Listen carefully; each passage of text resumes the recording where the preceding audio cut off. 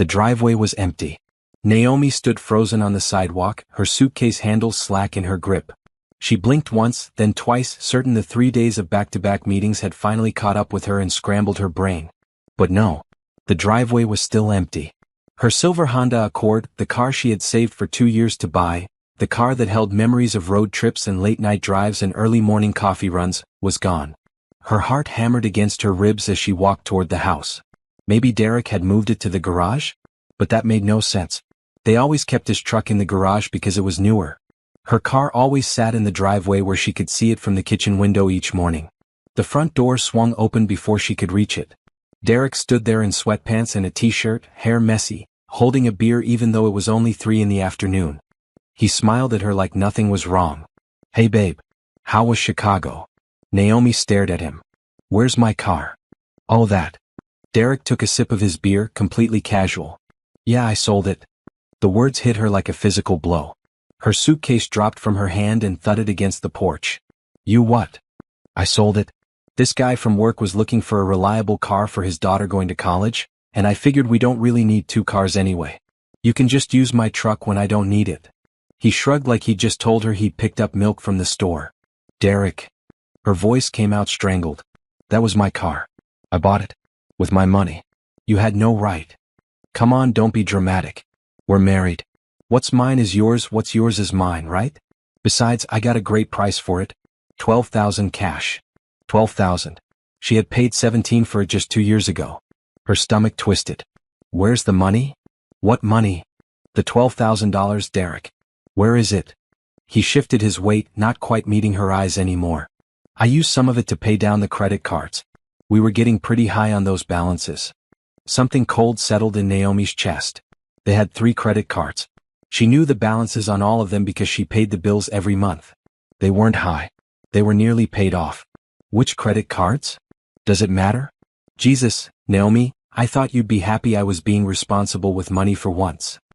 He turned and walked back into the house, leaving her standing on the porch with her dropped suitcase and a growing sense of dread. She picked up her suitcase and followed him inside. The living room looked the same as when she'd left. The same brown couch they'd bought at a discount furniture store 3 years ago.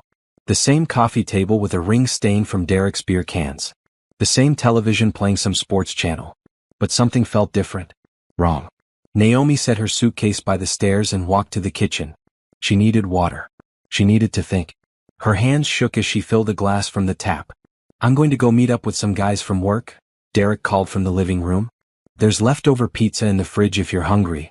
She heard him grab his keys, the keys to his truck, the only vehicle they now owned, and the front door slammed. The sound of the engine starting echoed through the quiet house, then faded as he drove away. Naomi stood in the kitchen, glass of water in hand, and felt something crack inside her chest. Not her heart breaking. Something harder. Something sharper. She set down the glass and pulled out her phone. She opened their bank app and logged into their joint checking account. The balance made her frown. It was lower than it should be. She clicked on recent transactions. Her breath caught. $400 at a jewelry store she'd never been to. $200 at a restaurant she'd never eaten at. $560 at a hotel downtown. All while she'd been in Chicago for work. All in the last 3 days. She scrolled further back. More restaurants. More hotels. A charge for flowers from 2 weeks ago, flowers she'd never received. A charge for lingerie from a boutique across town, lingerie that definitely wasn't in her drawer.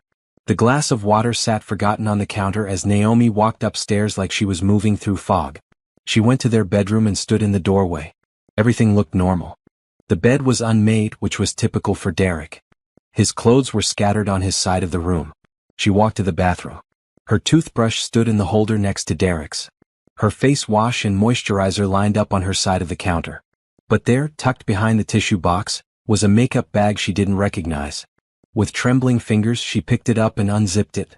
Foundation 3 shades darker than what she wore. Red lipstick, not the nude shade she preferred. Mascara from an expensive brand she'd never bought. Naomi set the makeup bag on the counter and stared at her reflection in the mirror. A beautiful African-American woman looked back at her, with natural hair pulled into a neat bun, brown eyes that usually sparkled but now looked hollow. She was 32 years old. She had a good job as a project manager at a tech company. She had worked hard her entire life. She had bought this house with money her grandmother left her. She had built a life. And her husband had just sold her car to fund his affair. The thought crystallized in her mind with perfect, terrible clarity. The makeup wasn't for her. The jewelry wasn't for her. The hotels and restaurants and flowers, none of it was for her. It was for someone else. Someone Derek was spending their money on. Her money. She walked back to the bedroom and opened Derek's nightstand drawer. She'd never snooped before. She trusted him. Trust felt like a stupid, childish thing now. The drawer held the usual charging cables, old receipts, loose change. But underneath a car magazine she found it. A burner phone. One of those cheap prepaid phones you could buy at any convenience store. Her hands didn't shake anymore as she turned it on. No password. Derek had never been smart about covering his tracks. He just relied on her not looking. The text messages loaded. Derek, missing you already, baby. Brittany, can't wait for this weekend. Did you tell her you're going to a work conference? Derek, yeah, she bought it. She's always so busy with her own job she doesn't even notice anymore. Brittany, good. I've been looking at those earrings you showed me. Hint, hint. Derek, anything for you, gorgeous. Not like Naomi would appreciate nice things anyway. She's too practical. The messages went back months. 8 months to be exact. 8 months of lies. 8 months of him taking her money, her trust, her life, and throwing it away on someone named Brittany.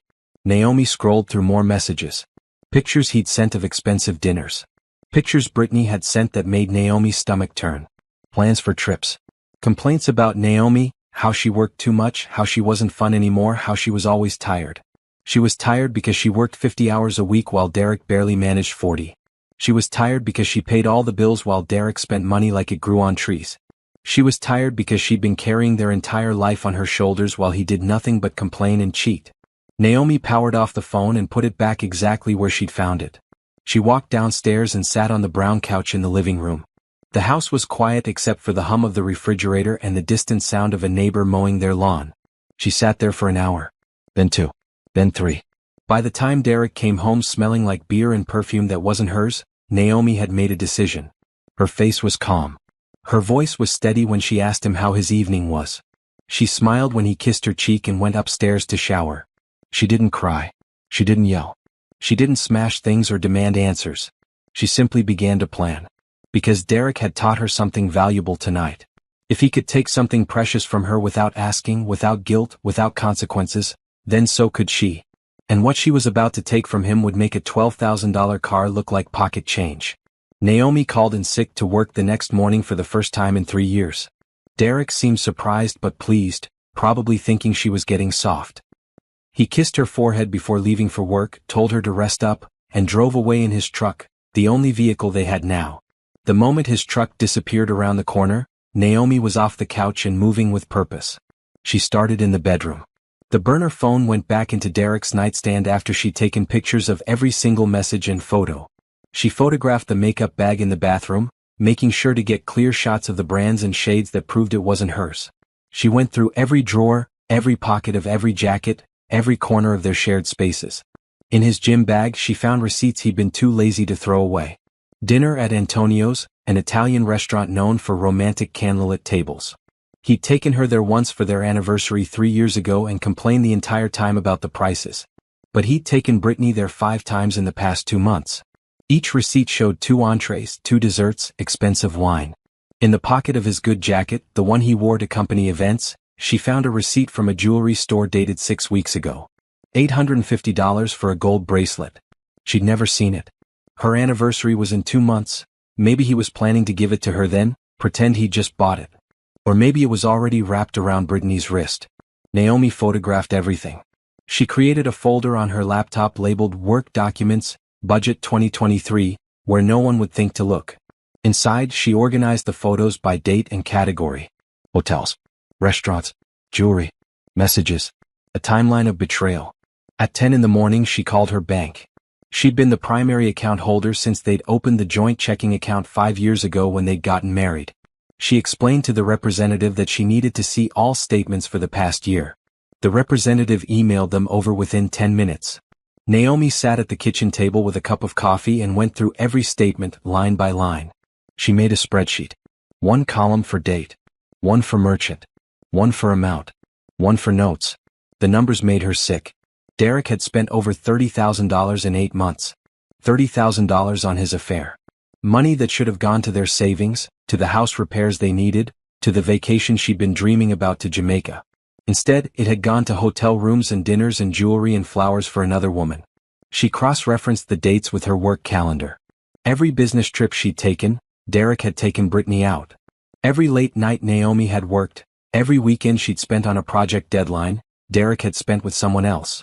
The coffee grew cold as she worked. Her hands remained steady. Her mind stayed clear. This wasn't about emotion anymore. This was about strategy. At noon, she searched Derek's laptop. He'd left it on the kitchen counter, charging. No password because he'd never had anything to hide before, or so he'd thought. His email was still logged in. She found hundreds of emails between him and Brittany. Some were explicit. Some were mundane conversations about their days. Some made plans for their future together. One email, dated just 2 weeks ago, made Naomi's blood run cold. From Derek to Brittany. Soon, baby. Once I convince Naomi to add me to the house deed, we'll be set. My lawyer buddy says in a divorce I'd get half the value even though her grandmother left it to her, as long as my name's on it too. Then we can get a place together, somewhere nice. She'll be fine. She makes good money. She'll land on her feet. Some people are just meant to be stepping stones, you know? Naomi read it 3 times. Then she took a photo of the screen with her phone. Then she forwarded the email to her personal account. Then she cleared the recently sent folders so Derek wouldn't see. He'd been planning this.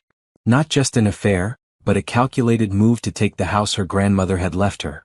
The house that was supposed to be her safety net, her inheritance, her piece of stability in an unstable world. She thought of her grandmother, Beatrice. A strong woman who'd worked as a nurse for 40 years, who'd bought this house in a neighborhood that was rough then but nice now, who'd told Naomi before she died, "This house is yours, baby girl. Don't let anyone take it from you. Not a man, not anybody. This is your foundation." Naomi had cried at the funeral and promised. She kept the house in her name only, even when Derek had pushed to add him after the wedding. She'd stood firm, saying it was about respecting her grandmother's wishes. Derek had seemed to understand then. Now she knew he'd just been biding his time, building up to the perfect moment to strike. She closed the laptop and sat back in her chair. Through the kitchen window, she could see the empty driveway where her car should have been. The car he'd sold without asking, like she was a child who didn't deserve to make decisions about her own property. Her phone buzzed. A text from Derek. "Working late tonight. Don't wait up." Naomi didn't respond. She knew where he'd really be. With Brittany. Probably at another hotel, charged to the credit card they shared. Maybe he'd buy her dinner first. Maybe he'd buy her more jewelry with money that came from Naomi's paycheck. She thought about confronting him. She imagined the scene, throwing the evidence in his face, watching him scramble for excuses, demanding answers. She imagined the tears, the anger, the drama. Then she imagined something better. She imagined him coming home one day to find nothing. No house.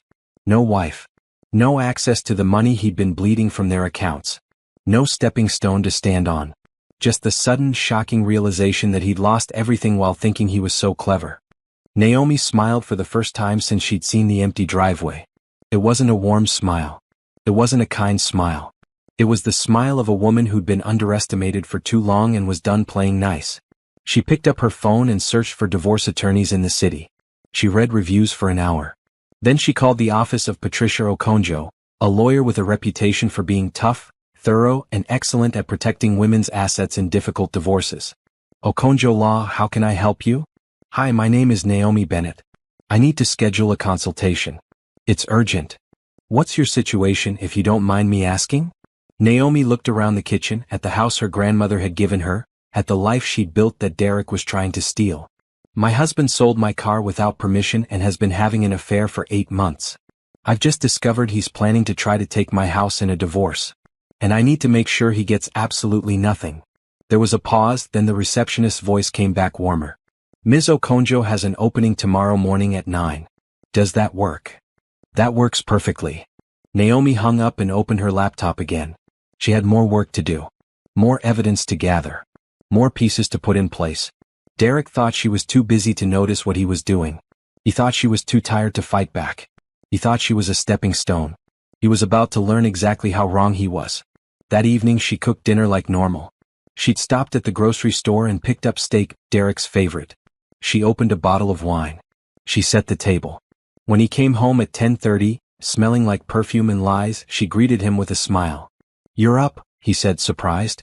"I'm feeling better. Thought we could have a nice dinner together. We haven't done that in a while." Suspicion flickered across his face for just a moment, but then his ego smoothed it away. Of course she wanted to spend time with him. She was lucky to have him, wasn't she? That's what he thought. They ate dinner. Naomi asked about his day. He lied smoothly, talking about meetings and deadlines and difficult clients. She nodded and smiled and poured more wine. She asked if anything exciting was happening at work. "Not really. Same old stuff. Oh, there is this one woman, Brittany, who just joined our team. She's pretty annoying actually. Always asking questions, really clingy." Naomi took a sip of wine to hide her reaction. He was preemptively creating a narrative. If Naomi ever suspected, he could say he'd already told her about Brittany, that he'd mentioned she was annoying, that clearly there was nothing going on. "That sounds frustrating," Naomi said softly. "Yeah, but whatever. How was your day? Did you rest?" "I did. I've been thinking about some changes I want to make.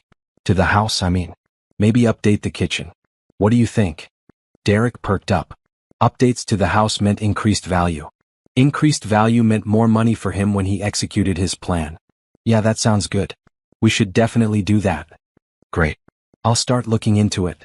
They finished dinner. Derek fell asleep on the couch watching television. Naomi cleaned the kitchen, then went upstairs to the spare bedroom where she kept her computer for work. She opened the folder of evidence and added notes to her timeline. Tomorrow she would meet with the lawyer. Tomorrow she would start the real process of taking back her life. But tonight she let herself feel it. The anger. The betrayal. The hurt. She looked at a photo on her desk, her and Derek on their wedding day 5 years ago. He'd promised to love her, honor her, cherish her. She'd believed him. She'd built a life around those promises. Naomi took the photo and put it face down in the drawer. She didn't need to look at it anymore. That version of her life was over.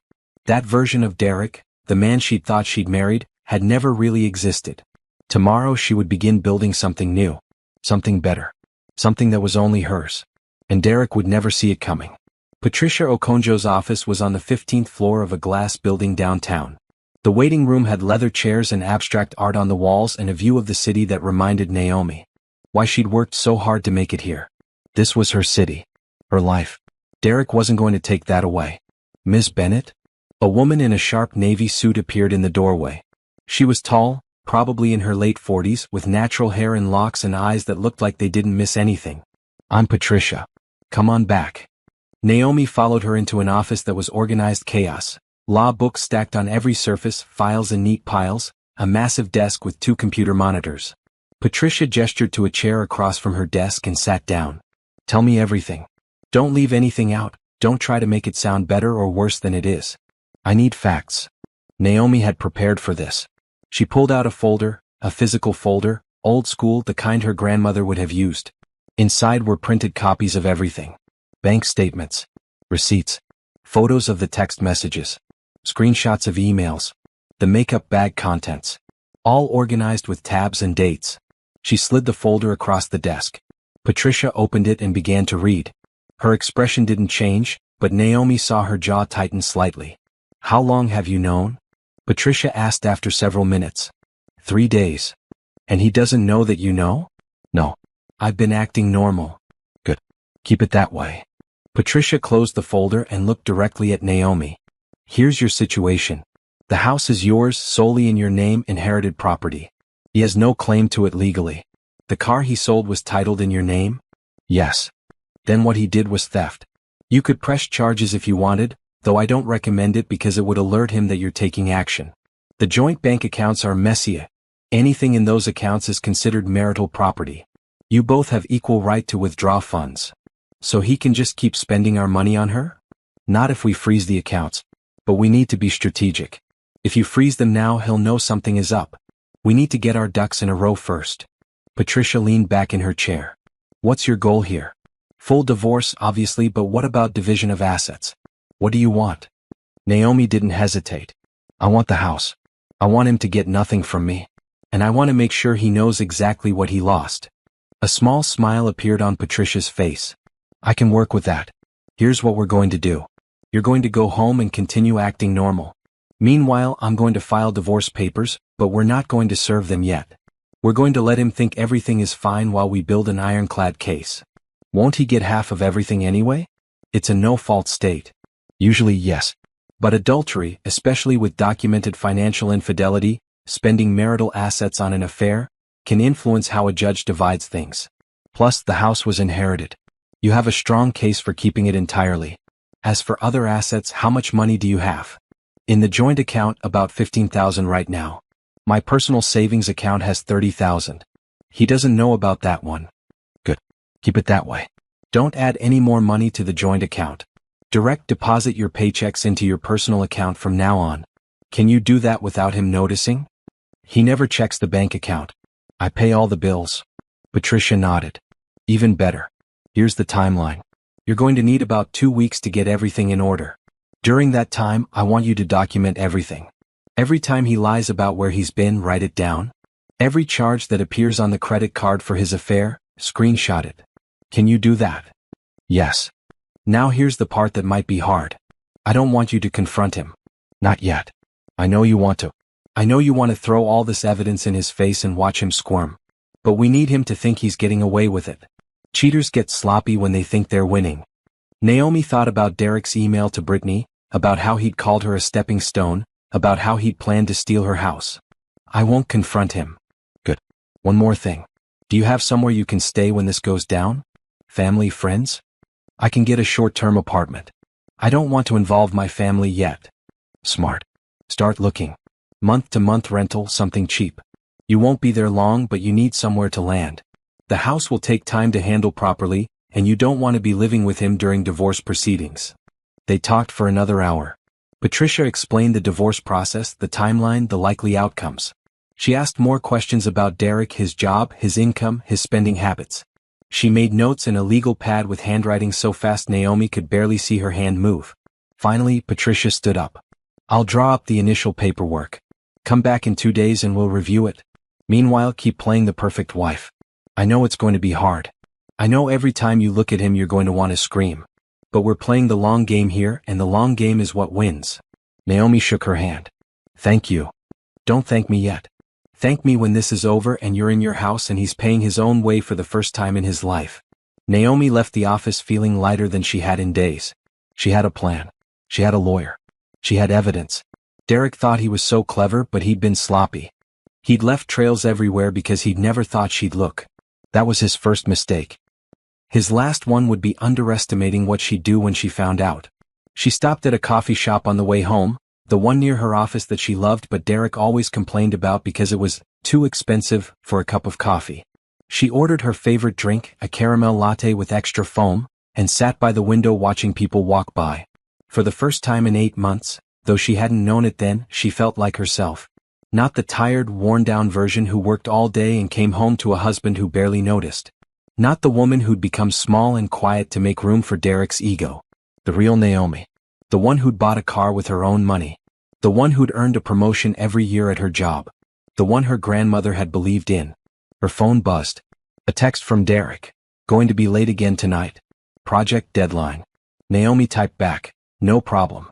I'll save you dinner. Another buzz, this time from an unknown number. She opened it, frowning. Stop calling my boyfriend. I know who you are. It took Naomi a moment to understand. Then it clicked. Brittany. She'd somehow gotten Naomi's number and was texting her. Warning her off.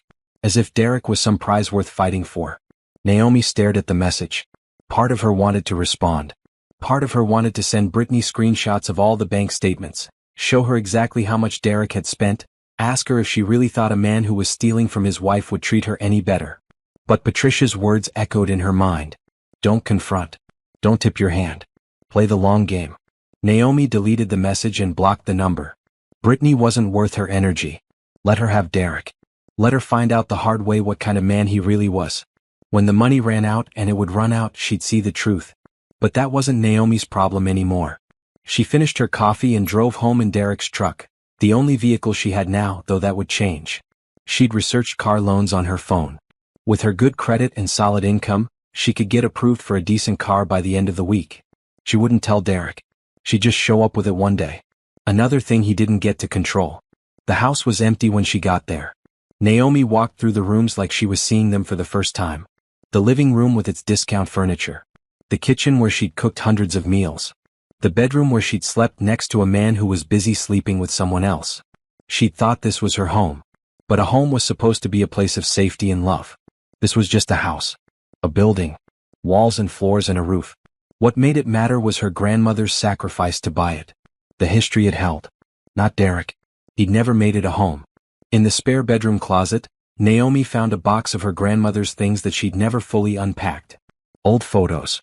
Some jewelry. A Bible with notes in the margins. And there, at the bottom, a letter in her grandmother's handwriting. Dear Naomi, if you're reading this, I'm gone. But I want you to know how proud I am of you. You're strong, baby girl. Stronger than you think. Life is going to throw things at you. Bad things.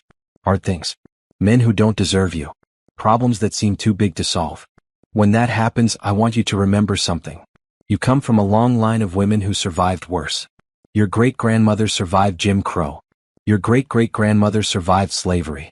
I survived an abusive husband before I found the strength to leave him and buy this house with my own money. We don't break. We bend. We adapt. We overcome. And we never, ever let someone take from us what we've earned. This house is yours. But more than that, your life is yours. Your future is yours. Don't give it away to someone who doesn't value it. Don't stay small to make someone else comfortable. Be big. Be loud. Be exactly who you're meant to be. I love you always, Grandma B. Naomi read the letter 3 times. Tears rolled down her face, but they weren't sad tears. They were angry tears. Determined tears. Tears that said enough is enough. She folded the letter carefully and put it in her purse. She would carry it with her. A reminder of where she came from and what she was fighting for. Derek came home at 11 that night. Naomi was already in bed, pretending to be asleep. She heard him stumble in, probably a little drunk. Heard him use the bathroom, brush his teeth, climb into bed beside her. He curled up next to her, his arm over her waist. It took everything in her not to shove him away. But she stayed still. Breathing steady. Playing the role. In 2 weeks, everything would change. In 2 weeks, Derek would learn what it meant to lose something precious. In 2 weeks, Naomi would start the process of reclaiming her life. But for now she waited. Silent. Furious. Planning. The calm before the storm. The next morning, Naomi woke up before Derek. She slipped out of bed, showered, and dressed for work while he was still snoring. She left a note on the kitchen counter, "See you tonight," and drove his truck to her office. At lunch, she didn't eat in the cafeteria like usual. Instead, she drove to the other side of town, to a small real estate office with a faded sign and dusty windows. She'd chosen it specifically because it wasn't one of the big flashy agencies Derek might hear about through his work friends. The agent was a woman in her 60s named Ruth, with silver hair and reading glasses on a chain around her neck. She looked up from her desk when Naomi walked in. "Can I help you, dear? I need to sell a house." Quickly and quietly. Ruth's eyebrows went up, but she didn't ask questions. She just pulled out a legal pad. "Tell me about the property." Naomi gave her the address. Ruth typed it into her computer and pulled up the tax records. 3-bedroom, 2-bath, built in 1987. Nice neighborhood. Property values have been going up there. "Are you the sole owner?" "Yes. It was inherited from my grandmother. My name is the only one on the deed. That makes things simpler." "What's your timeline?" 2 weeks. Maybe less if possible." Ruth looked at her over her reading glasses. "That's aggressive. Most sales take 30 to 60 days. I'm willing to price it competitively. I need it sold fast. Are you in some kind of trouble, hon? You seem like you're running from something." Naomi met her eyes. "I'm not running from anything. I'm running towards something better. And I need to sell this house to do it." Ruth studied her for a long moment, then nodded. "All right. I've been doing this for 40 years. I've seen all kinds of situations. I'm not here to judge. Let's talk numbers." They spent an hour going over comparables in the neighborhood, discussing pricing strategy and reviewing the sales process. Ruth explained that to sell quickly, they'd need to price slightly below market value. Naomi's house was worth about $280,000. If they listed at $260, it would attract multiple offers within days. "I'll lose $20,000, Naomi said. "You'll lose more than that in time if you wait. Plus closing costs, inspections, all the regular fees. But if your priority is speed, this is the way." Naomi thought about it. 20,000 was a lot of money. But staying married to Derek would cost her more. He'd already spent 30,000 on his affair. If she let him execute his plan to get his name on the deed, She'd lose half the value of the house in the divorce. This way she'd walk away with at least $200,000 after everything was paid off. And Derek would get nothing. Do it. Listed at $260. I'll need to come by and take photos, do a walkthrough. When's a good time? Naomi thought fast. Derek worked Monday through Friday, 9 to 5. Supposedly. Though she knew now that schedule was flexible depending on when Brittany was available. Tomorrow 11 a.m. I'll meet you there. I'll need you to sign some paperwork. Listing agreement, disclosure forms. Can you come by tomorrow morning before the walkthrough? I'll be here at 9. Naomi left the real estate office and sat in Derek's truck for a minute, hands shaking. She just set in motion something irreversible. Once the house was listed, there was no going back. Derek would find out eventually. There would be consequences. But she thought about her grandmother's letter. About the line of strong women she came from. About the fact that Derek had already sold her car without asking, had already planned to steal her house, had already betrayed her in every way that mattered. She started the truck and drove back to work. She had a meeting at 2 about a new project launch. Life kept moving forward even when your personal world was falling apart. That evening she stopped at a storage facility on the way home. She rented a 10 by 10 unit, paid for 3 months upfront with cash. The facility manager barely looked up from his phone as he handed her the key and pointed her to unit 247. Naomi stood in the empty unit and made a mental list. Her clothes. Her books. Her computer. Photos. Important documents. Everything that mattered to her. It would all fit in this space. She'd move it slowly, a little at a time, whenever Derek was at work. He'd never notice. She got home before Derek for once. She made dinner, chicken and rice, something simple. While it was cooking, she went upstairs and started sorting. Her closet first. She picked out half her clothes, the ones she wore most often, and put them in a suitcase. She'd take them to storage tomorrow. In the back of the closet, she found the box of things from when she'd first moved into the house with Derek. Old photos from college. Her degree framed. Some books she'd never unpacked because Derek said they made the house look cluttered. She added those to the pile. She was in the middle of sorting through dresser drawers when she heard Derek's truck pull into the driveway. Quickly, she shoved everything back and zipped the suitcase. She pushed it into the back of the closet and went downstairs, calm and composed. "Hey," Derek said, dropping his keys on the counter. "What's for dinner?" "Chicken and rice." "Again?" He made a face. "We just had that last week. I can make you a sandwich if you don't want it." "No, it's fine. I'm just saying we could have some variety." Naomi bit back the response she wanted to give. She wanted to say that if he wanted variety, he could cook his own meals. That she was tired of working all day and coming home to cook for someone who spent their money on another woman. That he should be grateful she was still cooking at all. Instead, she just nodded. "I'll try something different tomorrow." They ate in silence. Derek was on his phone the whole time, texting someone. Probably Brittany. Naomi watched him and felt nothing but cold detachment. How had she ever loved this man? How had she missed all the signs that he was selfish and shallow and cruel? After dinner, Derek went to the living room to watch TV. Naomi cleaned the kitchen, then told him she had some work to catch up on. She went to the spare bedroom and opened her laptop. She searched for apartments. Found a small one-bedroom in a building across town. $700 a month, month-to-month lease. She filled out the application online and submitted it with her pay stubs and bank statements from her personal account. Then she created a new email account. One Derek didn't know about. She started forwarding important emails from her regular account. Utility bills. Insurance information. Bank statements. Everything she'd need to prove she'd been paying for the house all along. She opened a new tab and searched for moving companies.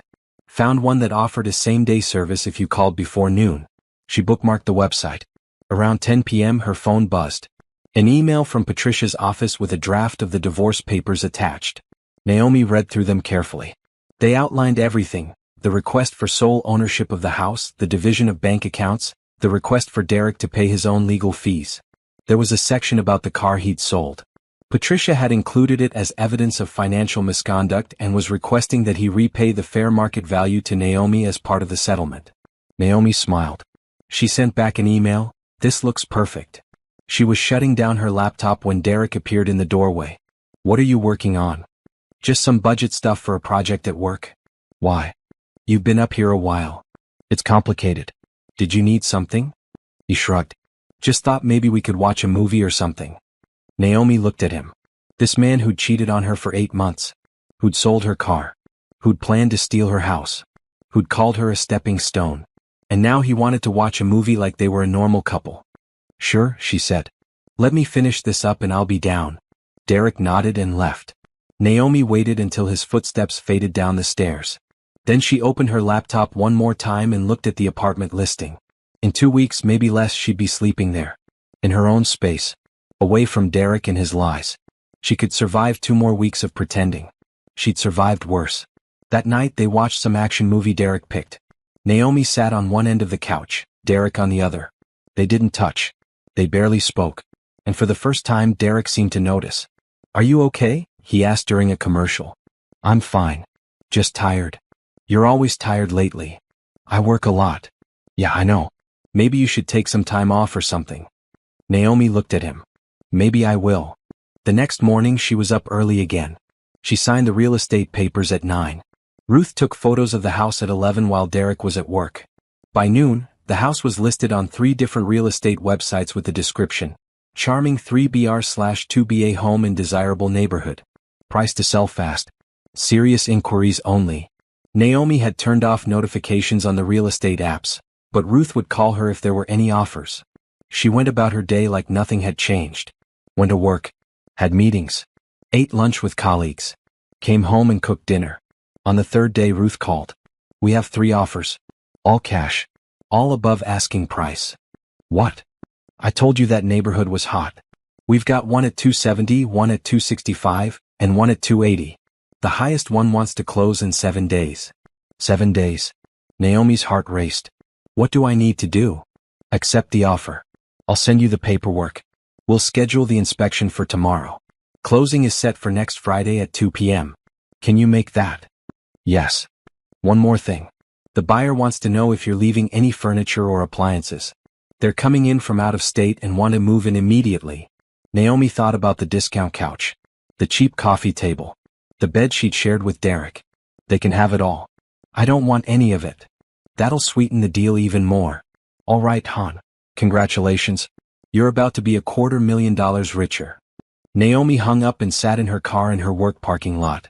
She'd done it. She'd actually done it. The house was sold. In 7 days it wouldn't be hers anymore. And Derek had no idea. She called Patricia. The house sold. Closing is next Friday. Perfect. I'll have the divorce papers ready to serve the same day. Right after you sign at closing, we'll have a process server deliver them to his work. He won't have time to try anything. And the eviction notice? Already drawn up. He'll have 24 hours to vacate. Since the house will no longer be yours, he'll have no legal right to stay. It was all coming together. Every piece falling into place. Naomi felt powerful for the first time in months. Maybe years. That night, Derek came home late again. Naomi was already in bed but not asleep. She heard him in the bathroom. Heard the shower running. When he finally came to bed he smelled like soap and shampoo and something else. Something floral. Brittany's perfume. He climbed into bed and reached for Naomi. She pretended to be asleep. He gave up after a minute and rolled over. Naomi lay in the dark, eyes open, counting down the days. 7 more days of this. 7 more days of pretending. Then freedom. She could survive 7 days. She could survive anything. The inspection happened on a Tuesday afternoon. Naomi took a long lunch and met the inspector at the house.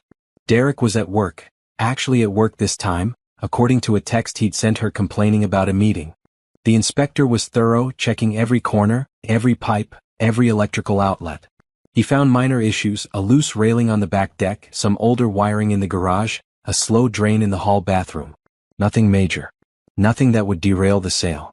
Overall, it's a solid house, he told Naomi as he packed up his equipment. Your buyers are getting a good deal. Naomi nodded. Thank you. After he left, she walked through the house one more time. She'd lived here for 7 years. First alone, after her grandmother passed, then with Derek after they got married. She remembered bringing him home for the first time, how he'd loved the hardwood floors and the big backyard. How he talked about the kids they'd have someday, the life they'd build together. All lies.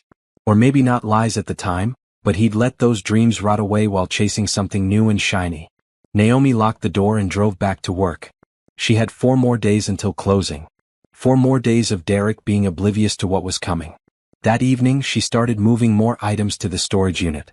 She took Derek's truck. He'd gotten a ride to work with a colleague that morning, and loaded it with boxes. Her books. Her photos. Kitchen items that were hers from before the marriage. A lamp her grandmother had given her. A quilt her aunt had made. Each item she removed made the house feel less like hers. More like just a structure. 4 walls and a roof. On Wednesday, Ruth called with an update. The buyers have accepted the inspection report. They're requesting you fix the deck railing and give them a $500 credit for the wiring and drain. That's very reasonable. Done. Great. I'll let them know. See you Friday at 2. Naomi hung up and looked at her calendar. Friday. 2 days away. She'd requested the afternoon off from work, told her boss she had a medical appointment. Not technically a lie, she was excising a cancer from her life. Thursday evening, Derek mentioned something about a weekend trip. Brittany from work is having a birthday party Saturday night. I thought I might go. You don't mind, right? Naomi looked at him. The audacity of this man. He wasn't even being subtle anymore. Sure, go ahead. Really? You seem surprised. You're usually funny about me going out without you. I'm not feeling well lately. You should have fun. Are you okay? Maybe you should see a doctor. I already have an appointment. Tomorrow afternoon. Want me to come with you? No, it's just a checkup. Nothing serious. Derek nodded, already losing interest. Okay. Let me know if you need anything. That night, Naomi packed the last of her essential items. Her jewelry box. Her important documents, birth certificate, social security card, passport. The photo albums from before she met Derek. Her grandmother's Bible. The letter. She made 3 trips to the storage unit after Derek fell asleep. By 2 a.m., everything that mattered to her was out of the house. All that remained were clothes she didn't care about and furniture that held no memories worth keeping. She climbed back into bed next to Derek, who was snoring. She didn't sleep. She just stared at the ceiling and counted down the hours. 14 hours until closing. 14 hours until freedom. Friday morning, Derek left for work at 8. Naomi waited 30 minutes to make sure he was really gone, then started the final phase. She called the moving company she'd bookmarked. I need a truck today. As soon as possible. We have availability at noon. What are you moving? Nothing. I need you to meet me at a storage unit at 1 p.m. and help me move my things into a new apartment. That's not a problem. Address. She gave them the information for both locations. The storage unit and the new apartment she'd been approved for. $700 a month. Month to month. She'd signed the lease online last night and gotten the key code this morning. At 11 she did a final walkthrough of the house. The closets were still full of Derek's clothes. His toiletries were in the bathroom. His mess was all over the living room. Let him deal with it. Let him scramble to find a place to store it all when he got the eviction notice. She left her key on the kitchen counter. She'd get it back at closing, but this felt symbolic. She was walking away. At 1:30 she met the movers at her new apartment. It took them an hour to move everything from storage. Her furniture from before the marriage, a bookshelf, a desk, a small love seat. Her boxes of books and kitchen items. Her clothes. By 3 p.m. she was sitting in her new living room surrounded by boxes but feeling lighter than she had in years. Her phone rang. Where are you? Closing is at 2. Naomi looked at her watch. 3:15. I'm so sorry. I got held up. Can we still do it? The title company is waiting, but they're not happy. Can you be here in 20 minutes? I'll be there in 15. Naomi drove to the title company in Derek's truck. This was the last time she'd use it. After today he could have it. She didn't need anything from him. The closing room was small and businesslike. The buyers were a young couple from California, relocating for work. They smiled at Naomi as she sat down. Sorry I'm late, she said. No problem, the wife said. We're just excited to close. The title agent walked her through the paperwork. Sign here. Initial here. Here's the breakdown of costs. Here's the final sale price, $280,000. Minus the realtor fees, closing costs, and the credits she'd agreed to, Naomi would walk away with $237,000. She signed every paper without hesitation. Each signature felt like breaking a chain. The title agent handed her a check. Congratulations. The house is theirs as of right now.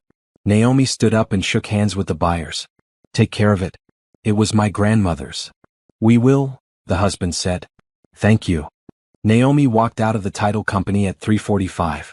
She sat in Derek's truck and looked at the check. $237,000. Her grandmother's legacy protected. Her future secured. Derek's plan destroyed. She took out her phone and called Patricia. It's done. Perfect.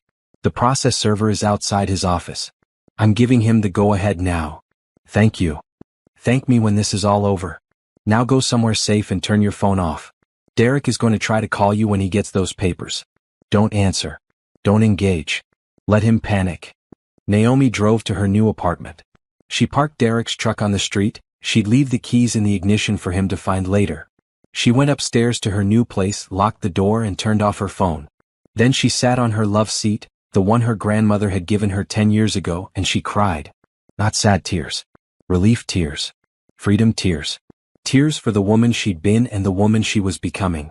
Somewhere across town, Derek was getting served with divorce papers and an eviction notice. Somewhere he was reading the document that listed all his spending on Brittany, all his lies, all his plans to steal the house. Somewhere he was realizing he'd lost everything. But that wasn't Naomi's problem anymore. She'd done what needed to be done. She'd protected herself. She'd honored her grandmother's legacy. She'd taken back control of her life. And she'd done it all without him ever seeing it coming. The sun was setting when she finally turned her phone back on. 43 missed calls from Derek. 17 text messages. All increasingly panicked. What the hell is this? Call me right now, where are you? This is insane, you can't just sell the house, we need to talk. Naomi, please, I can explain, it's not what you think. Where are my things? How could you do this? You're going to regret this. Naomi read them all without emotion. Then she blocked his number. She didn't owe him explanations. She didn't owe him anything. There was one more text from a number she didn't recognize. You're pathetic. Derek told me everything. You're just jealous because he found someone better. Brittany. Of course. Naomi almost laughed. If Brittany wanted Derek, she could have him. She could have the man who lied and cheated and stole. She could have the man who was now jobless. She'd seen his employment contract, and infidelity with a coworker was grounds for termination. She could have the man who had nowhere to live and no money. Good luck with that. Naomi blocked that number too. Then she ordered pizza from the place down the street. She unpacked her kitchen boxes while she waited for delivery. Put her dishes in the cabinets. Her pots and pans under the stove. Her grandmother's cast iron skillet in the place of honor. When the pizza arrived, she ate it sitting on her love seat, surrounded by boxes but feeling at home for the first time in years. Outside, the city lights twinkled. Somewhere Derek was scrambling. Somewhere his carefully constructed lies were falling apart. But here, in her new apartment with her grandmother's furniture and her own money and her own life, Naomi was at peace. The revenge wasn't just selling the house. It was this. Building something new. Something he couldn't touch. Naomi spent Saturday unpacking boxes. She hung her clothes in the closet, organized her books on the shelf, put her grandmother's quilt on the bed. Each item found its place. Each placement felt like claiming her space. Around noon there was a pounding on her door. Loud, aggressive, unmistakable. Naomi, I know you're in there. Open this door. Derek. She looked through the peephole. He was standing in the hallway, face red, papers crumpled in his fist. The divorce papers. Behind him stood a security guard from the building. Naomi opened the door but kept the chain lock on. You need to leave. Are you insane? You sold our house. My house. Was my house. And now it's sold. You need to leave before I call the police. We need to talk about this. The security guard stepped forward. Sir, you need to calm down or I'm calling the police. This is my wife. This is my building and residents have the right to refuse visitors. Ma'am, do you want him here? No, Naomi said clearly. Derek's face went from red to purple. You can't do this. That house was half mine. We're married. The house was inherited property solely in my name. You have no legal claim to it. Your name was never on the deed. And now it's sold. You have 24 hours to remove your belongings from the premises before the new owners take possession. Where am I supposed to go? That's not my concern. You should have thought about that before you sold my car. Before you spent $30,000 of our money on your girlfriend. Before you planned to steal my house. Derek's mouth opened and closed. The security guard's eyebrows went up. That's not, you don't understand? I understand perfectly. The divorce papers outline everything. My lawyer has all the evidence. The text messages. The emails. The bank statements. All of it. You're not going to charm or manipulate your way out of this. Naomi, please. Let me explain. Can we just talk? No. We have nothing to talk about. Everything from here on out goes through our lawyers. Goodbye, Derek. She closed the door, locked it, put her back against it and listened to him yelling in the hallway, listened to the security guard threatening to call police, listened to his footsteps finally retreating. Then silence. Naomi slid down the door until she was sitting on the floor. Her hands were shaking. Her heart was pounding. But underneath the adrenaline was something solid. Something strong. She'd done it. She'd faced him. She'd held her ground. She hadn't caved to his anger or his manipulation or his attempts to make her feel guilty. She pulled out her phone and texted Patricia. Derek just showed up at my apartment. Security removed him. Do I need to file a restraining order? The response came quickly. Keep a record of the incident. If he contacts you again, we'll file. For now, he's just panicking. Let him panic. Naomi spent the rest of the day finishing her unpacking. She hung artwork on the walls. She organized her bathroom. She set up her desk in the corner of the living room with her laptop and her grandmother's photo. Around 6 p.m. her phone rang. Her mother. Naomi hesitated, then answered. Baby, what is going on? Derek called me crying, saying you sold the house and left him. Mom, I don't want to get into all the details right now, but Derek was cheating on me. For months. He sold my car without asking and was planning to take the house in the divorce. I protected myself. There was a long silence. Then, that boy did what? Exactly. So I'm done. I filed for divorce. I'm in a new apartment. I'm okay. Why didn't you tell me what was happening? Because I needed to handle it myself. And I did. Another silence. Are you really okay? I'm better than okay. I'm free. Good. That's good. Your grandmother would be proud of you, baby. She never liked Derek anyway. She didn't? No.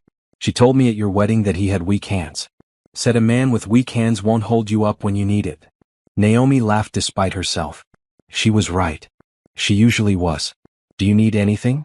You want to come stay with us for a bit? No, I'm good. I got my own place. I'm good. They talked for a few more minutes, then said goodbye. Naomi felt lighter. Her family knew. They supported her. She wasn't alone in this. Sunday morning, she woke up in her new bed and felt the sun streaming through windows that were hers. No Derek snoring next to her. No Derek leaving wet towels on the floor. No Derek making her feel small. She made coffee in her grandmother's old percolator. She sat on her love seat and read a book she'd been meaning to read for months. She did absolutely nothing productive and it felt wonderful. Monday morning she went back to work. People asked about her weekend. She said it was good, quiet, restful. She didn't mention the divorce or the house or any of it. That was her business. Tuesday Patricia called. Derek's lawyer contacted me. Derek wants to negotiate. Negotiate what? He has no leverage. He's claiming the car sale should count toward his share of marital assets. He wants you to subtract $12,000 from what he owes you. Naomi laughed. The car was worth $17,000 and titled in my name. He sold it without permission and kept the money. That's theft. He needs to pay me back the full 17, not 12. Plus damages. That's what I told his lawyer. They're scrambling. Derek apparently lost his job. What? He was fired for conducting an inappropriate relationship with a subordinate in the workplace. Turns out Brittany works under him. Office romance policy violation plus the whole selling your wife's car thing didn't look good when HR found out. Naomi felt a flash of satisfaction. Good. The divorce should be finalized in about 3 months, assuming he doesn't fight it. And honestly, he has no grounds to fight. Everything is documented. His lawyer knows he'd lose in court. What about the house money? That's yours. Inherited property stays separate in divorce. He has no claim. Your grandmother protected you even from beyond the grave. Naomi thought about the letter. About the line of strong women. About how her grandmother had known exactly what she was doing when she left the house solely to Naomi. Thank you, Patricia. Thank me when you get the final decree. Until then, stay away from Derek, don't engage with Brittany, and focus on building your new life. That became Naomi's mantra. Build a new life. She bought a new car on Wednesday. A certified pre-owned Toyota, reliable and fully hers. She drove it off the lot and felt like she'd won a race.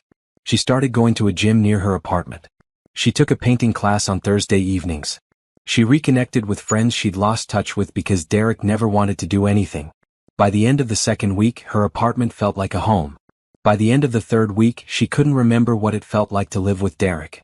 By the end of the fourth week, she was sleeping through the night without the weight of betrayal pressing on her chest. Derek tried to contact her twice more. Once through her sister asking for another chance. Naomi told her sister to tell him no. Once through a fake email account, claiming Brittany had left him and he'd made a terrible mistake. Naomi deleted it without responding. She wasn't going backward. Not for anything. Not for anyone. One evening, about 6 weeks after the house sale, Naomi was at the grocery store when she saw them. Derek and Brittany. In the frozen food aisle. They were arguing. Brittany's voice was sharp, angry. Derek looked tired, defeated. He was wearing clothes Naomi recognized, the same jeans and shirt he'd worn when she'd last seen him. Like he hadn't bought anything new. Like he couldn't afford to. Naomi grabbed her items and headed to the checkout. She didn't want to interact. Didn't need to. They were part of her past, not her future. But Derek saw her. His eyes went wide. He took a step toward her. Naomi. She kept walking. Didn't look back. Didn't acknowledge him. Just walked straight to her car, loaded her groceries and drove away. In her rearview mirror, she saw him standing in the parking lot, watching her leave. Brittany was yelling at him about something. He looked lost. Naomi felt nothing. Not satisfaction. Not pity. Nothing. He'd made his choices. Now he was living with them. And she was living with hers. The best choice she'd ever made was walking away. 3 months after she'd sold the house, the divorce was finalized. Naomi sat in Patricia's office and signed the final papers without ceremony or drama. Derek didn't show up. His lawyer signed on his behalf remotely. That's it, Patricia said. You're officially divorced. The court awarded you $17,000 for the car, plus $3,000 in damages. Derek has 6 months to pay or his wages will be garnished. Not that he has wages right now, but eventually he'll have to work. What about his share of the joint account? Split 50-50 as a standard. You each walked away with about $7,000 from that. But the big win is the house money. All yours. Plus your personal savings he never knew about. You're in good financial shape.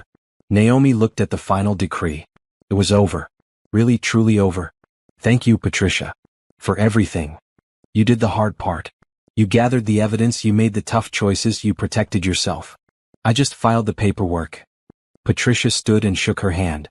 I hope I never see you in my office again, but if you know any woman who needs help, send her my way.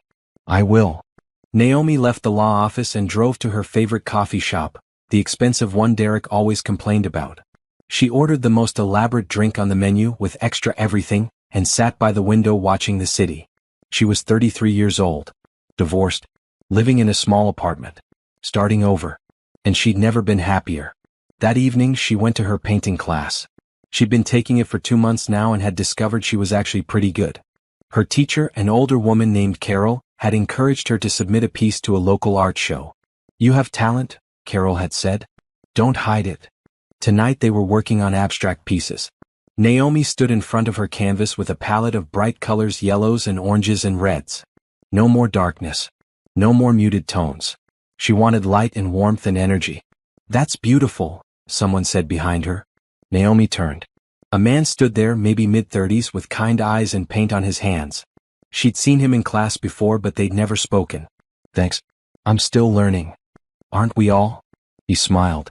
I'm Isaiah. Naomi. I know. Carol talks about your work all the time. Says you're a natural. She's generous with compliments. She's not wrong though. You have a good eye for color. He gestured to his own canvas, which was a mess of dark blues and grays. I'm still stuck in my brooding phase. Naomi laughed. It's very intense. That's a polite way of saying it's depressing. Isaiah grinned. I'm an architect. I spend all day drawing straight lines and perfect angles. This is my way of rebelling. They talked through the rest of class. About art and work in the city and nothing important. It was easy. Comfortable. When class ended, Isaiah asked if she wanted to grab coffee sometime. Naomi hesitated. She wasn't sure she was ready for anything. Dating felt complicated. Risky. But then she thought about Derek and Brittany in that grocery store parking lot. She thought about spending the rest of her life avoiding connection just because one man had hurt her. She thought about her grandmother's letter. About being big and loud and exactly who she was meant to be. Sure, she said. Coffee sounds good. They exchanged numbers. Isaiah texted her the next day and they met at a cafe on Saturday morning. They talked for 3 hours. He told her about his work designing community centers and affordable housing. She told him about her job in project management. He told her about his family, about growing up in Atlanta. She told him about her grandmother, about the house, about starting over. She didn't mention Derek. Didn't mention the divorce. That was old news. Old pain. She was more than her past. Isaiah told her about his ex-girlfriend who'd left him for someone wealthier. It hurt at the time, he said. But looking back, she did me a favor. We weren't right for each other. I was just too comfortable to see it. I understand that, Naomi said. Sometimes the end of something is actually the beginning of something better. Exactly. They met for coffee again the following week. Then dinner. Then a walk through the city park. Isaiah was easy to be around. He listened when she talked. He laughed at her jokes. He opened doors and asked questions and seemed genuinely interested in her answers. He didn't push. Didn't ask about past relationships beyond what she volunteered. Didn't try to move faster than she was ready for. By the end of the 4th month after her divorce, Naomi realized she was happy. Not just content. Not just okay. Actually happy. She had her own apartment that felt like home. She had a job she enjoyed. She had friends she spent time with. She had hobbies that fulfilled her. She had money in the bank and a car she loved and freedom to make her own choices. And maybe, possibly, she was starting to have something more with Isaiah. He asked her one evening after they'd finished dinner at a quiet restaurant, "Are you seeing anyone else?" "No." "Are you?" "No. I don't want to. I like spending time with you. I'd like to do more of it if you're interested." Naomi thought about it. She thought about Derek and how he'd made her feel small. She thought about how Isaiah made her feel seen. She thought about the difference between someone who took from her and someone who added to her life. "I'm interested," she said. They took it slow. Naomi was clear about her boundaries and Isaiah respected them. They went on dates. They talked on the phone. They texted throughout the day. He met her friends. She met his family when they came to visit. His mother, a woman with Isaiah's same kind eyes, pulled Naomi aside at Sunday dinner. "My son talks about you constantly. He's happy. I haven't seen him this happy in years." "He makes me happy too," Naomi said. "Good. That's how it should be. Equal. Both people adding to each other's lives." She patted Naomi's hand. "Whatever happened before this, whatever brought you to this point, I can see it made you strong. Hold on to that strength. Don't lose yourself." "I won't," Naomi promised. And she meant it. She'd lost herself once, slowly, over 5 years with Derek. She'd become smaller and quieter and less than who she was meant to be. She wouldn't do that again. Not for anyone. 5 months after the divorce, Naomi got a promotion at work. She was now a senior project manager with a team of 4 people under her. More responsibility. More money. More respect. She celebrated with Isaiah at her favorite restaurant, the expensive one. They ordered champagne and dessert and she told him about her plans for the new role. "I'm proud of you," he said. "Thank you. Can I ask you something?" "Sure. Do you ever regret it? Walking away from your marriage?" Naomi thought about it. Really thought about it. "No. Not for a second. The only thing I regret is not walking away sooner. I should have left the first time I felt small. The first time I compromised who I was to make someone else comfortable. I should have trusted my instincts." "We all learn on our own timeline," Isaiah said. "The important thing is you learned." "I did. And I won't unlearn it. Not ever." That night, Isaiah walked her to her apartment door. He kissed her goodnight, soft, respectful, full of promise. Naomi went inside and stood in her living room, her space, her home. On the wall was one of her paintings from class. Abstract. Bright colors. Full of energy and light. Carol had framed it for her as a gift when she'd gotten the promotion. Next to it was the photo of her grandmother. Beatrice's wise eyes looked out at her, and Naomi could almost hear her voice. "Be big. Be loud. Be exactly who you're meant to be." "I'm trying, Grandma," Naomi whispered. "I'm really trying." Outside her window, the city lights glowed. Somewhere out there, Derek was probably still scrambling, still trying to piece together what he'd lost. Somewhere, Brittany had probably moved on to someone new. But here, in her apartment with her art and her promotion and her new relationship built on respect and equality, Naomi was thriving. The revenge wasn't just selling the house. It wasn't just the divorce. It wasn't even watching Derek lose everything. The revenge was this: living well, being happy, building a life he could never touch. That was the real victory. By month 6, Naomi barely thought about Derek anymore. When she did, it was like remembering a bad dream, unpleasant but distant, no longer having power over her. Her job was going well. The team she managed respected her. Her boss had mentioned future opportunities for advancement. For the first time in years she felt valued at work. Not just capable but truly valued. Isaiah had become a steady presence in her life. They spent weekends exploring the city, trying new restaurants, visiting museums. He introduced her to his friends. She introduced him to hers. It felt natural, easy, right? One Saturday morning they were having breakfast at her apartment when he asked, "Have you thought about what's next?" Next? With your living situation. The month-to-month lease. It's been almost 7 months. Are you planning to stay or find somewhere more permanent? Naomi looked around her small apartment. It had served its purpose, a safe landing place after the chaos. But Isaiah was right. It was time to think about the next step. "I've been looking at condos," she admitted. "Something I can buy. Build equity again. The money from the house is just sitting in savings. Want help looking? I'm an architect. I know what to look for in structural terms." "That would be great, actually." They spent the afternoon looking at listings online. Isaiah pointed out things she wouldn't have noticed: foundation issues, poor layout design, buildings with known problems. He helped her narrow it down to 3 properties worth seeing in person. The next week they toured all 3. The first was too small. The second was in a bad location. But the third, a 2-bedroom condo on the 8th floor with huge windows and a balcony overlooking the city, felt right. "This is the one," Isaiah said, walking through the space. "Good bones. Well maintained. The balcony adds value. The layout is smart. You could use the second bedroom as an office." Naomi stood on the balcony looking out at the skyline. This could be hers. Not inherited. Not shared. Hers because she earned it. "I want to make an offer," she told the realtor. The negotiation took 2 weeks. Naomi drove a hard bargain, using everything she'd learned from selling her grandmother's house. She got the place for $10,000 under asking price. Closing was set for the end of the month. She called her mother to share the news. "Baby, that's wonderful. You're buying your own place." "I am. It's smaller than Grandma's house, but it's mine. All mine. She'd be so proud of you. Starting over, building something new. That takes strength. I learned from the best." Moving day was chaos. Naomi had accumulated more stuff in 7 months than she'd realized. Isaiah helped, along with 2 of his friends. They hauled boxes up 8 floors, assembled furniture, hung artwork. By evening, the condo was starting to look like home.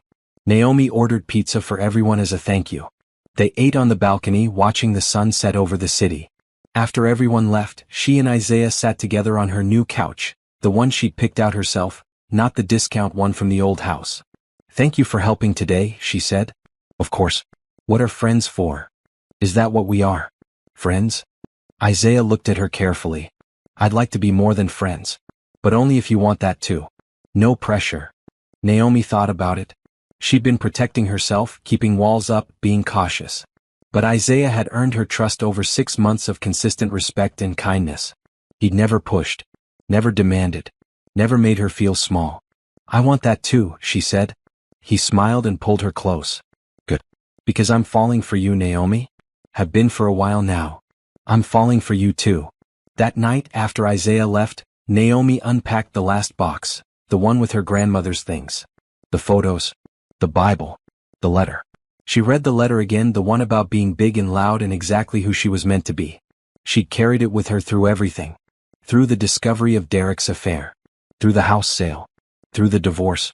Through building this new life. She was doing it. She was being exactly who she was meant to be. The next morning, Naomi was making coffee in her new kitchen when her phone rang.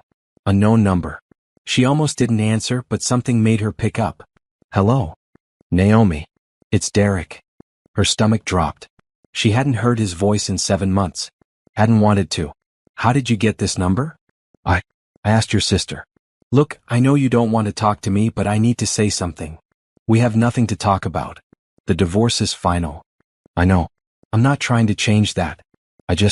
I wanted to apologize. Really apologize. For everything. For the affair. For selling your car. For all of it. You deserved better." Naomi was silent. Part of her wanted to hang up. Part of her wanted to scream at him, list every way he'd hurt her. But mostly she just felt tired of it all. "Is this about the money you owe me?" she asked. "No. I mean, yes, I'm working on that. I got a new job. I'm making payments. But that's not why I called. I called because I've been going to therapy. Trying to figure out why I did what I did. And my therapist said I should apologize to the people I've hurt. Make amends." Good for you. Therapy is healthy. Naomi, I know I can't fix what I broke.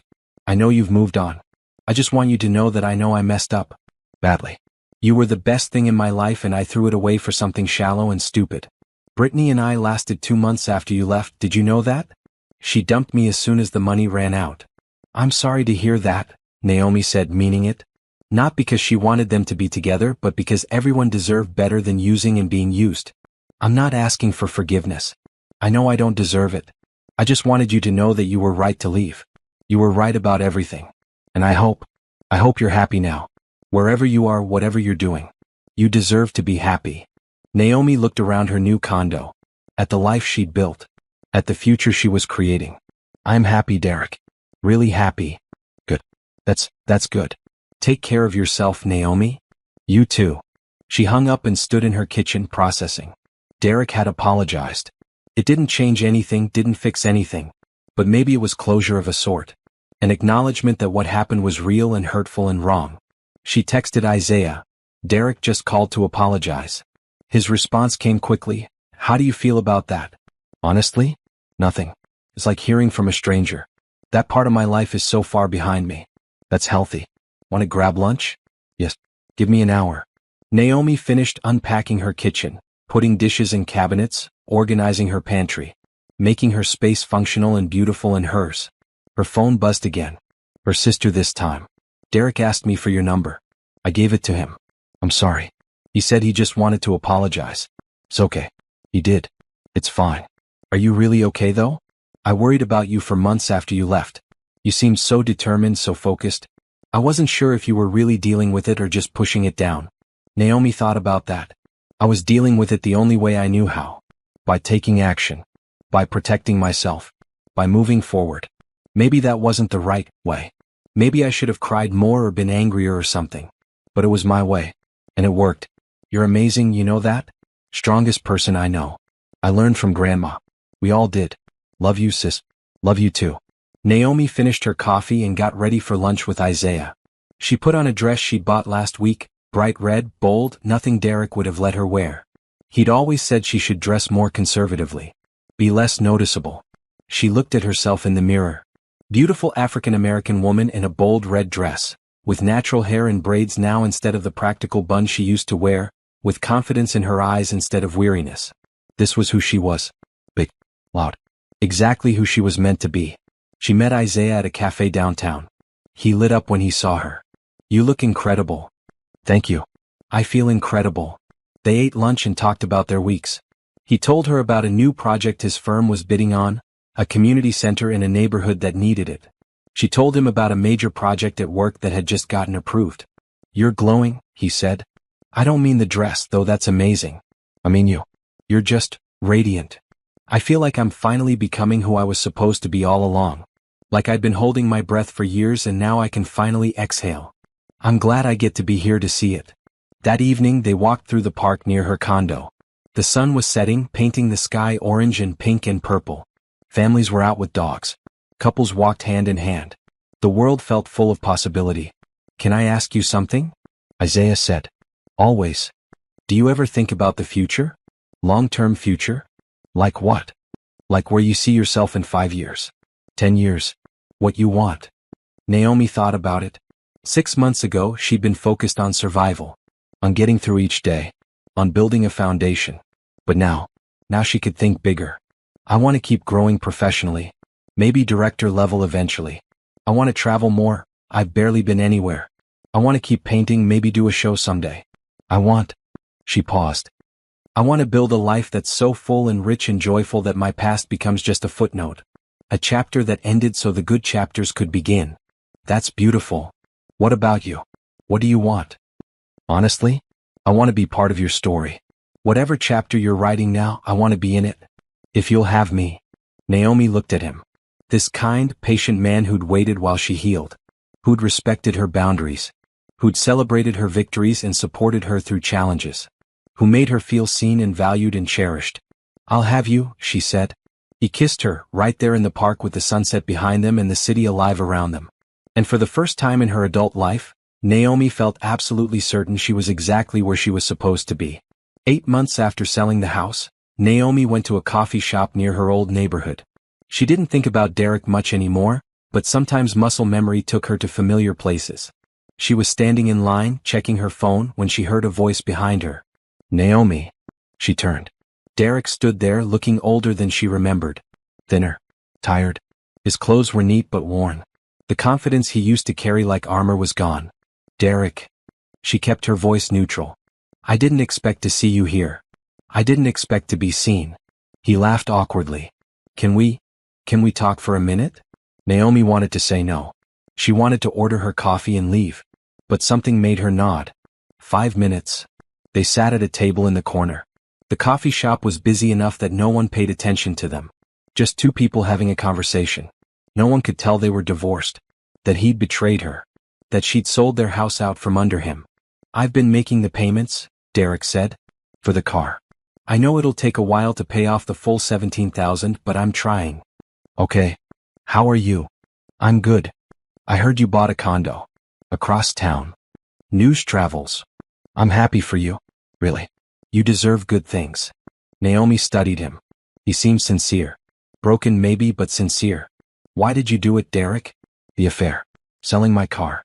Planning to take the house. Why? He was quiet for a long moment. I don't have a good answer. I've thought about it every day for 8 months. My therapist says it was about feeling inadequate. You were always so capable, so together. You made good money. You knew what you wanted. And I felt like I was just along for the ride. Like I didn't matter. So you cheated? So I found someone who made me feel important. Brittany looked at me like I was special. Like I had all the answers. It was intoxicating. And stupid. So incredibly stupid. You could have talked to me. We could have gone to counseling. We could have worked on it. I know. But that would have required me to admit I wasn't enough. And my ego couldn't handle that. So instead, I destroyed everything. He looked down at his hands. I don't expect you to forgive me. I don't even know why I'm telling you this. Maybe I just need you to know it wasn't about you. You didn't do anything wrong. It was all me. All my insecurities and selfishness and cowardice. Naomi absorbed this. It didn't change anything. Didn't fix anything. But it did provide clarity. Thank you for telling me. Are you seeing someone? I am. Is he good to you? He's wonderful. Derek nodded slowly. Good. That's good. You deserve wonderful. Naomi looked at her ex-husband, because that's what he was now, just an ex, and felt nothing but distance. No anger. No pain. No connection. He was a person she used to know. A chapter that had closed. I have to go, she said, standing. Naomi, wait. I want you to know I'm sorry. Not just words. I'm truly sorry. For all of it. I know. Take care of yourself, Derek. She walked out of the coffee shop without looking back. Got in her car and drove to her condo. The confrontation she'd been avoiding for months was over. And it was anticlimactic. No drama. No yelling. Just two people acknowledging a past that no longer had power. That evening she told Isaiah about running into Derek. How do you feel? He asked. Honestly? Fine. It was like seeing someone I went to high school with. Familiar but distant. The person I was when I was married to him feels like a different person. That's because you are different. You've grown. Changed. Become more yourself. I have. She looked at Isaiah, sitting on her couch in her condo in her life. Thank you. For what? For being patient. For not pushing. For letting me heal at my own pace. That's just love, Naomi. Real love is patient. The word hung in the air between them. Well, they hadn't said it yet, not directly. But it was there, undeniable and true. I love you, Naomi said. Isaiah smiled, his whole face lighting up. I love you too. Have for a while now. They spent that evening on her balcony talking about the future. About possibility. About dreams they wanted to chase. Isaiah mentioned a job opportunity in Portland. His firm was opening a new branch and wanted him to head it. I told them I'd think about it, he said. But honestly, I don't want to leave. Not now. Not when things are so good here. You should take it if it's right for your career, Naomi said. Don't make decisions based on me. But you're part of my life now. A big part. My decisions affect you. Our decisions should be something we make together, don't you think? It was such a stark contrast to Derek, who'd sold her car without asking. Who'd made choices that affected her without ever considering her input. Isaiah was asking. Consulting. Including her in his thinking. What do you want? She asked. I want to stay here. Build my career here. Build a life here. With you. Are you sure? I'm sure. Portland will always be there. What we have feels rare. Special. I don't want to lose it. Naomi felt tears prick her eyes. Happy tears. Then stay. Yeah. 2 weeks later, Naomi got news that Derek had finished paying back the money for the car. All $17,000, plus the $3,000 in damages. He'd sold his truck and was driving a used sedan now.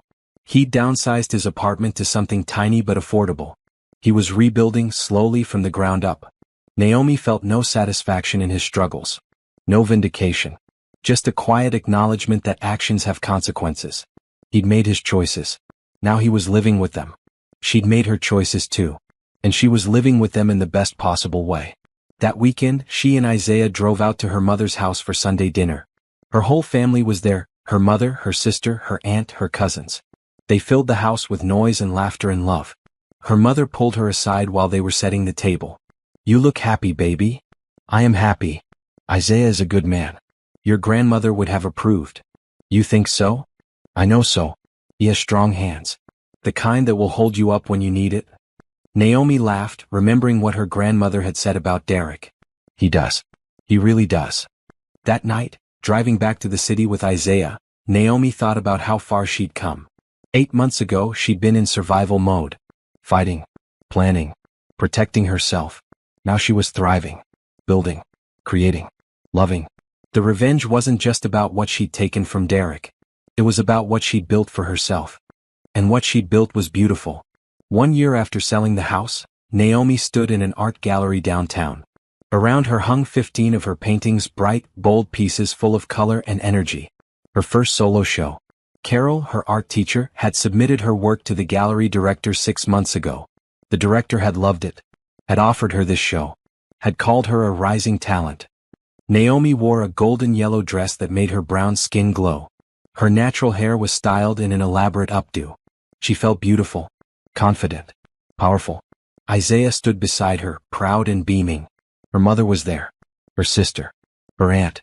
Her colleagues from work. Friends she'd made over the past year. The gallery was packed. I can't believe this is happening, she whispered to Isaiah. I can. You're talented. People need to see your work. A woman approached them, probably mid-50s, wearing an expensive suit. Are you Naomi Bennett? I am. I'm Catherine Rhodes. I own a design firm here in the city. I'd like to commission a series of pieces for our new office space. Do you do commissioned work? Naomi's heart raced. Yes. I can do that. Excellent. Here's my card. Call me next week and we'll discuss details. Your work is exactly what we're looking for. Bold. Confident. Alive. Catherine walked away. Naomi stared at the business card in her hand. Her first commission. For a real client. For real money. You're about to become a professional artist, Isaiah said. This is insane. A year ago I was in such a different place. You earned this. Every bit of it. The evening passed in a blur of introductions and compliments and sales. By the end of the night, 7 of her paintings had sold. The gallery director was already talking about another show next year. Naomi's mother hugged her before leaving. Your grandmother would be bursting with pride right now. You know that, right? I hope so. I know so. You did what she always told you to do. You became exactly who you were meant to be. After everyone left, Naomi and Isaiah walked through the empty gallery, looking at the paintings that remained. Each one told a story. The abstract piece she'd done when she first left Derek, all reds and oranges and fury. The peaceful blue piece from when she'd moved into her condo. The explosion of yellows and pinks from when she'd realized she was falling in love with Isaiah. A year ago I couldn't have imagined this, she said. What were you imagining a year ago? Survival. Getting through the day. Protecting myself. I was so focused on what I was losing that I couldn't see what I might gain. And now I can't imagine going back. Even if I could erase everything that happened, the pain, the betrayal, all of it, I wouldn't. Because then I wouldn't be here. I wouldn't be this version of myself. Isaiah pulled her close. This version of you is my favorite version. They locked up the gallery and walked to their cars. Isaiah was parked next to her Toyota, the one she'd bought herself with her own money that no one could take from her. Come back to my place? She asked. Always. At her condo, they sat on the balcony with wine, looking out at the city lights. A year ago, Naomi had sat in a different apartment, surrounded by boxes, planning her next move. Now she sat in her own condo with a man she loved, celebrating success she'd earned. "I have something to tell you," Isaiah said. "Should I be worried?" "No. It's good news. I got promoted. They want me to lead the new affordable housing initiative. It's a big project. Years of work. All local." "Isaiah, that's amazing. It means I'll be here. Definitely. No question of moving or relocating. I'm putting down roots. I'm so proud of you. There's more." He took her hand. "I know we've only been together officially for 6 months, and I know you're probably not thinking about this yet, but I want you to know that I'm serious about this. About us. About building a future together. I'm not asking for anything now. I'm just telling you where my head is. So there's no question. No uncertainty." Naomi looked at him. This good man. This kind man. This man who'd waited while she healed. Who'd celebrated her victories. Who'd never tried to make her smaller. "I'm serious too," she said. "I don't know what the future looks like exactly. But I know I want you in it. That's all I need to hear." They stayed on the balcony until late, talking about dreams and plans and possibilities. Where they might travel. What projects they wanted to work on. How they could support each other's goals. When Naomi finally went to bed that night, she thought about the woman she'd been a year ago. Hurt, angry, determined. That woman had done what needed to be done. Had protected herself. Had claimed her power. And that woman had led her here. To this condo. This life. This love. This art. This future. The next morning, Naomi woke up to a text from an unknown number. She almost deleted it, but something made her open it. "Hi Naomi. This is Brittany. I know you don't know me, but I wanted to say I'm sorry. Derek told me you didn't know about us at first. That he lied to both of us. I thought I was doing nothing wrong. I'm sorry for my part in hurting you." Naomi stared at the text. Brittany. The other woman. Apologizing. She could have ignored it. Could have sent back something angry. Could have blocked the number. Instead she typed, "Thank you for the apology. I hope you learned something from this too. We both deserved better than what Derek offered." The response came quickly, "We did. I hope you're doing well." "I am. Really well. Take care of yourself." Naomi deleted the conversation. Not out of anger, but out of completion. That chapter was closed. All of it. Derek. Brittany.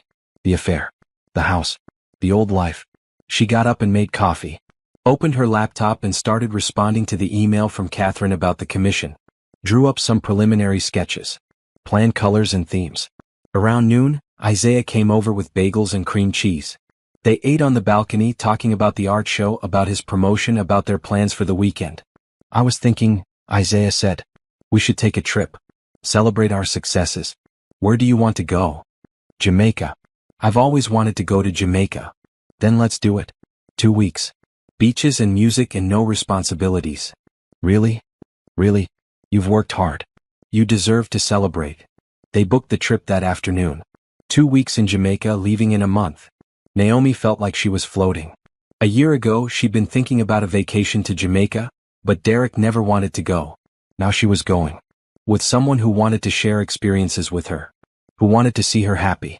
The following week, Naomi went back to her mother's house for Sunday dinner. Her sister pulled her aside in the kitchen.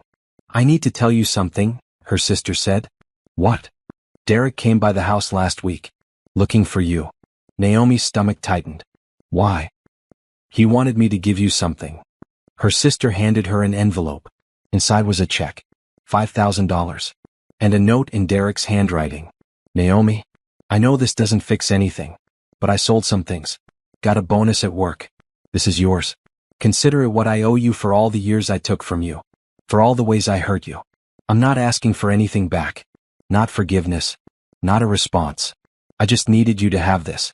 Be well. Derek." Naomi stared at the check. $5,000. It was more than the court had ordered him to pay. More than she'd expected. "What are you going to do with it?" her sister asked. Naomi thought about it. She could tear it up. Could send it back. Could keep it and use it for herself. Instead, she said, "I'm going to donate it." "To what?" "To a women's shelter.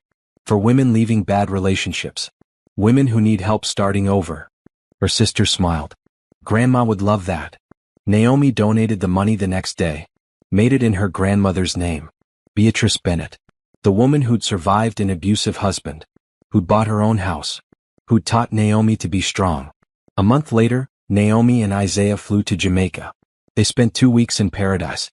Swimming in clear blue water. Eating amazing food. Dancing to reggae music. Exploring the island. Making memories. On their last night, they sat on the beach watching the sunset. The sky was painted in oranges and pinks and purples. The water lapped at their feet. The world felt infinite. "This has been the best 2 weeks of my life," Naomi said. "Mine too. Thank you for this. For all of it. For being patient with me. For supporting me. For loving me. Thank you for letting me. For trusting me. For building a life with me." They sat in comfortable silence, watching the sun disappear below the horizon. Naomi thought about where she'd been a year ago. Thought about the empty driveway and the betrayal and the fury. Thought about selling the house and the divorce and starting over. She thought about how revenge wasn't about hurting someone back. It was about refusing to let them keep hurting you. It was about taking back your power. It was about building something so beautiful and full and joyful that the pain became small in comparison. Derek had tried to make her a stepping stone. Instead, she'd become a foundation for herself, for her art, for her future, for her love. That was the real victory. Not the house sale. Not the divorce. Not watching him struggle. The victory was sitting on a beach in Jamaica with a man who loved her, with art shows in her past and commissions in her future, with confidence in her bones and joy in her heart. The victory was being exactly who she was meant to be. "I love you," she said to Isaiah. "I love you too."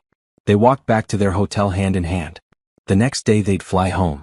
Back to their lives. Back to their jobs and their condo and their routine. But they'd take this with them. The knowledge that they could create happiness. That they could build together. That love didn't have to be small and limiting and painful. Love could be big, expansive, joyful, full of possibility. A year ago, Naomi had sold a house. Today she owned a condo, a car, a future, and herself. She'd become an artist and a leader and a woman who knew her worth. Derek had taught her what she didn't want. Isaiah had shown her what she did want. But the real lesson, the one that mattered most, she taught herself. She was strong. She was capable. She was enough. All on her own. Everything else was just a bonus. And as she fell asleep that night, next to the man she loved, in a hotel in Jamaica, Naomi smiled. Because she knew with absolute certainty. She had won.